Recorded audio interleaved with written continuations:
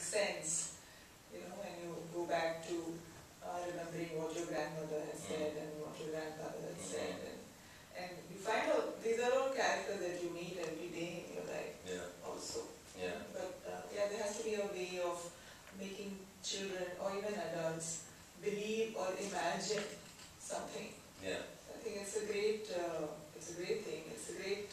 Some people have a beautiful knack of telling stories, and not everyone can tell a story nicely or well. Like everyone can't make a film properly. So it's great, I think. I think you might have shared, similar childhood to mine, where you were force-fed food and stories at the same time. Absolutely. From my mother to my governess to everyone. And she made these all imaginary creatures out of the morsels. And one was the sun, and one was the moon, and one was the bear, and everything. So you've eaten quite a lot of things in your life.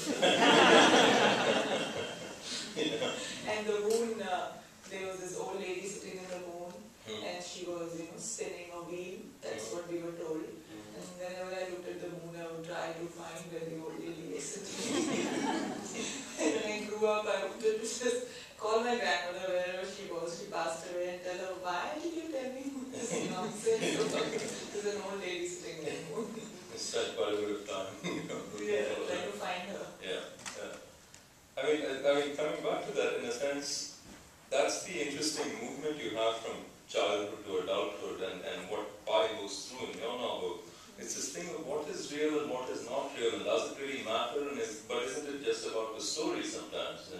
And I don't know. I mean, how do you find that, Tabu, with film? I mean, forgive me because I'm just curious how an actor does this. But how does it feel to just sit on the other side of that screen and see yourself being another character, this mirror of you there that you brought to life and yet is not you? I mean, it's that same kind of blur between reality and fiction.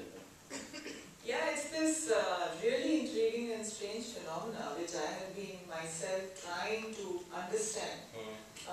This whole thing of creating an image.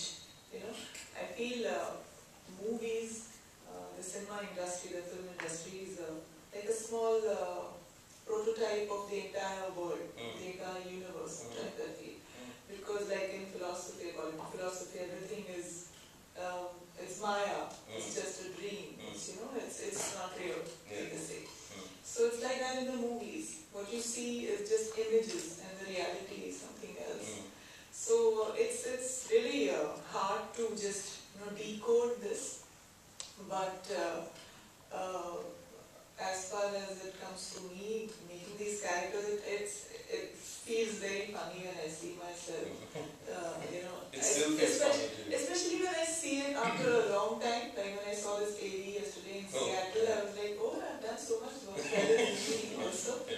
But yeah, I mean, though there is a divide between who you are in real life and the character you're playing, there is some part of you which is also becoming the character, and some part of the character which is definitely you, because you are there in flesh and blood, playing those characters in front of the camera.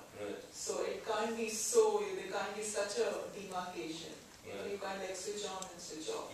So somewhere it becomes one, and that's the magic of cinema. I feel that's the magic of acting, and that's why acting and as a profession or as an art form is so engaging and satisfying, because it allows you to express yourself and be somebody